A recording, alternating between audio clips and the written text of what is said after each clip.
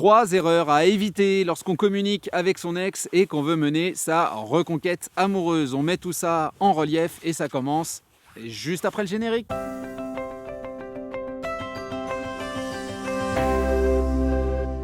Salut à vous, c'est Jean-Baptiste de jbmarcy.com. Ravi de vous retrouver aujourd'hui pour continuer bien évidemment nos réflexions autour de votre reconquête amoureuse.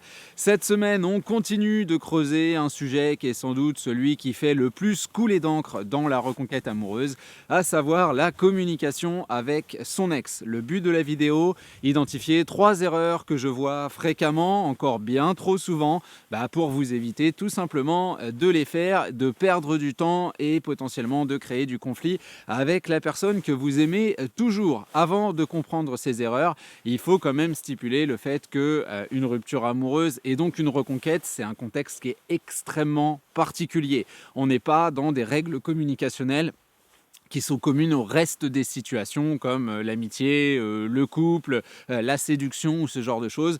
On est dans quelque chose qui est relativement conflictuel avec 2 états d'esprit qui sont un petit peu antinomiques, 2 visées qui le sont aussi, un pacte, une difficulté. Donc on comprend bien qu'il y a certaines idées traditionnelles qui vont ne pas s'appliquer, voire même poser problème lorsqu'on veut véritablement avancer dans sa reconquête aux côtés de son ex. Donc nos 3 erreurs, on va commencer à les mettre en relief et la première, c'est la recherche d'approbation.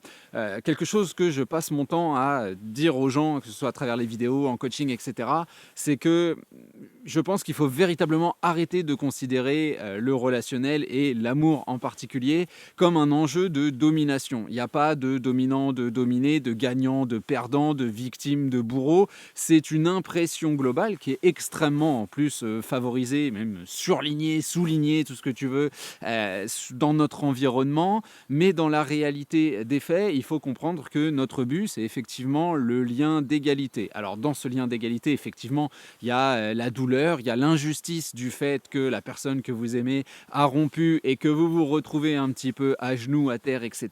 Bien évidemment, mais mettre en relief cette idée d'inégalité et la puissance que l'autre a par rapport à vous, sa force sur votre quotidien, sur votre manière de vous sentir, sur votre manière de vivre, sur votre possibilité d'évoluer, finalement, c'est montrer qu'il y a un véritable clivage entre les 2 personnes. Alors là, évidemment, dans l'explication intellectuelle, j'exagère un petit peu, mais c'est quelque chose qu'on voit dans bien des communications qui ne sont pas forcément de mauvaises communications, mais on va souvent être donc dans cette recherche d'approbation, demander si l'autre va bien toutes les 5 minutes, si ça va, là, j'ai pas fait d'erreur, tu me détestes pas trop, sur le mouvement aussi, lorsqu'on veut créer quelque chose, on a beaucoup de textos qui, si ça ne te dérange pas, si tu veux bien, si jamais tu ne fais rien, si c'est possible, on est toujours dans le « ou », excuse-moi d'exister, et je pense que ce genre d'idées, alors qu'ils sont des détails bien évidemment, mais ça casse la notion d'affirmation personnelle. Alors attention, là aussi, l'affirmation personnelle, c'est pas « c'est moi que v'là, vas-y, je fais ce que je veux, je dis ce que je veux et point final ». Non, c'est pas le statut du mâle alpha ou de la femme alpha aussi, je sais pas. Enfin, voilà, on voit l'idée, mais c'est pas du tout ce principe-là, c'est juste le fait de prendre la place qui nous revient, à savoir une place égalitaire où je vais être capable de faire preuve de spontanéité, de dynamisme, de sourire, sur ce genre de choses, sur tous les terrains qui nous intéressent énormément. On ne veut pas s'excuser et arriver sur la pointe des pieds, bien au contraire, on veut ce grand sourire.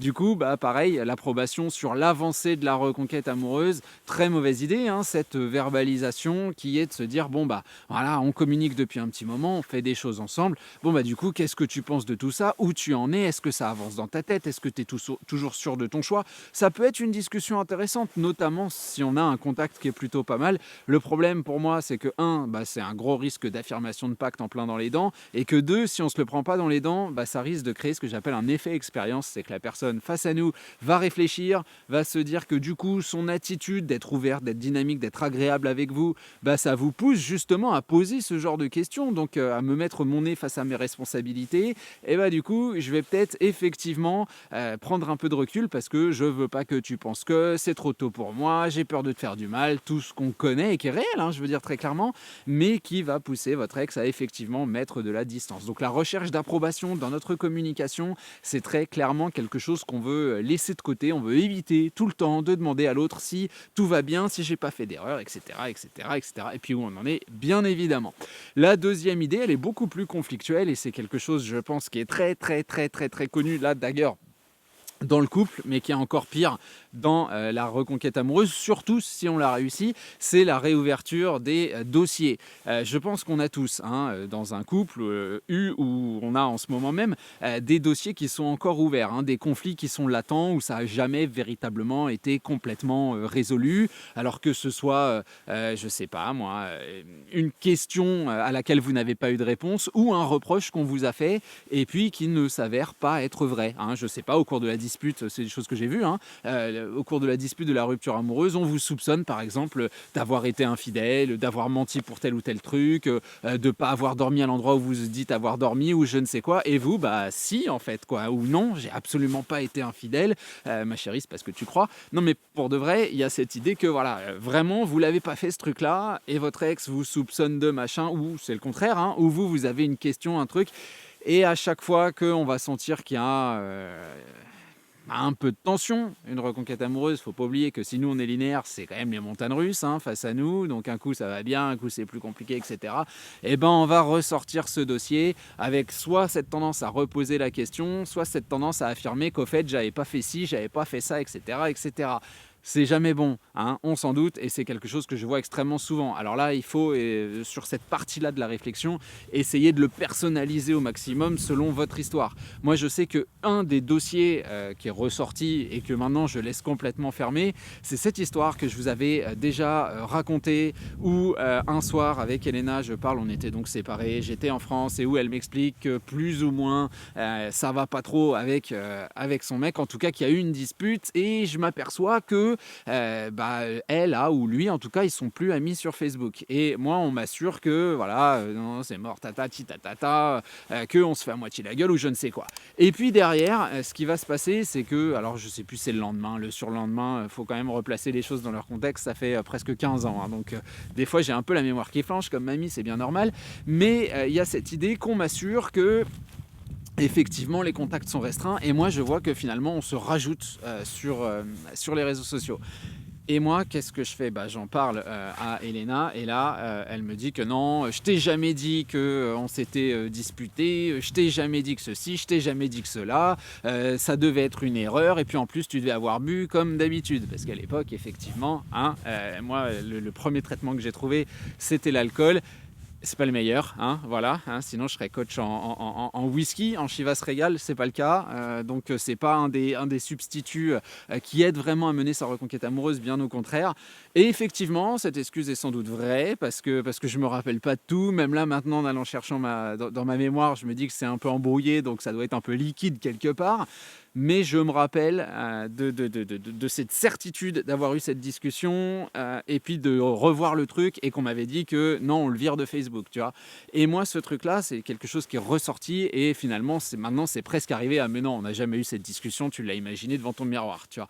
Donc, c'est pas quelque chose que je ressors. Mais vous voyez ce genre d'histoire où, finalement, on a envie de dire, mais attends, mais non, mais là, tu te trompes, quoi. Tu te trompes. Le problème, c'est que avoir raison et mener sa reconquête amoureuse, c'est pas des choses qui coïncident nécessairement. Donc très clairement, ces dossiers-là, on va les laisser fermer, on va ne plus en parler. Et si on vous les ressort, hop là, boum, tac, prise unique, on va sauter sur l'occasion de partir dans du sens de la répartie, de prendre la tangente, parce que ça ne sert à rien les trucs qui sont pas résolus comme ça en général. Il y en a un des deux qui veut pas avouer, qui veut pas s'avouer la vérité, ça sert à rien d'en rediscuter. Voilà, point final. La troisième idée, c'est le questionnement sur les intentions futures de l'autre. Alors ça, c'est quelque chose que je vois soit tout en début de rupture et donc de reconquête amoureuse, soit après une forme de stagnation positive où tout va plutôt bien et on se dit merde, qu'est-ce qui se passe maintenant, quoi, hein, et ces questions-là, elles portent sur quoi? Elles portent sur une potentielle remise en couple. Est-ce que tu vas retrouver quelqu'un? Est-ce que c'est libre? Est-ce que je peux te déposer mon CV et ma lettre de motivation par hasard, s'il te plaît? Ça tombe bien, en plus j'ai ma cravate, mon costume, je peux passer l'entretien dès maintenant. Est-ce que j'ai toujours une chance? Est-ce qu'on a peut-être peut-être une chance de se remettre ensemble dans l'avenir? Est-ce que tu accepterais de me revoir, de venir à un rendez-vous? Est-ce que tu accepterais que je vienne dormir chez toi? Bref, on est dans ce mélange entre ce qui était la première partie, la recherche d'approbation, et puis en même temps le fait de se rassurer sur la potentialité d'un futur et de voir exactement ce qui se passe dans la vie de l'autre. Le problème, c'est que quelque part, intellectuellement, on place une forme de contrôle dans ses mains, comme si il ou elle savait exactement ce qu'il ou elle allait faire. Et l'autre problème, c'est que vous allez prendre les réponses pour parole d'évangile. Et si on vous dit, oui, peut-être on a une chance de se remettre ensemble, mais pas maintenant parce que je me sens pas bien, j'ai besoin de temps, machin, etc., vous allez être dans une attente incroyable. Si on vous dit non, il n'y a aucune chance, vous allez être dans une tristesse incroyable. Si on vous dit non, mais je compte pas me remettre en couple, et que vous voyez que votre ex fait une rencontre, vous allez être dans un dégoût et dans une colère et dans une rancœur incroyable, alors que très clairement, vos questions déjà font pas grand sens, parce que comme je vous le disais, la personne face à vous, elle n'a pas de boule de cristal, hein, c'est pas Nostradamus, elle sait pas comment les choses vont se passer, et puis elle n'a pas d'influence sur son environnement direct, c'est plus le contraire, c'est son environnement direct qui va influencer ses choix, ses rencontres, etc., etc., etc. Et vous vous focalisez donc sur quelque chose qui est dit à l'instant T pour en faire une vérité qui est gravée dans le marbre. Et vous allez en plus de ça provoquer des sentiments personnels qui sont la plupart du temps destructeurs, alors que votre ex n'a fait que répondre à une question, hein. On ne vous a pas assuré en signant un papier, voilà, sus rédigé, que les ayants droit sont témoins, que aujourd'hui, le jour de la rupture, je m'engage à ne plus avoir de relation et à peut-être te laisser une chance à partir de 2028.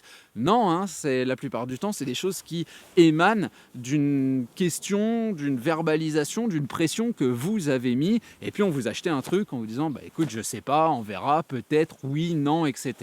Et là on se fait son lot d'émotions négatives derrière, qu'en plus la plupart du temps dont on veut rejeter la faute sur l'autre, donc c'est pas forcément juste. Bon, je suis pas là pour défendre votre ex non plus, mais l'idée est véritablement présente. Donc on est face à ces trois erreurs qu'on veut éviter, que je résume: la recherche d'approbation, la réouverture des dossiers, alors ça c'est une catastrophe même en couple traditionnel, et le questionnement sur les intentions futures, hein. On est dans l'idée de faire bien attention à tout ça pour laisser place à quelque chose de beaucoup plus dynamique, beaucoup plus souriant, beaucoup plus agréable.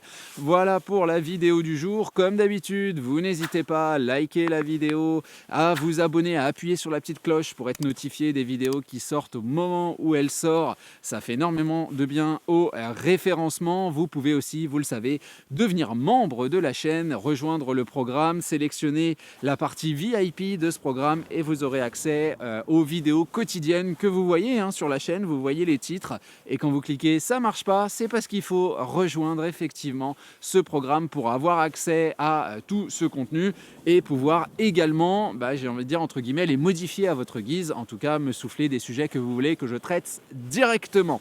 Voilà pour aujourd'hui, je pense qu'on a fait un petit peu le tour, donc on se retrouve la semaine prochaine pour un prochain contenu. Salut à vous!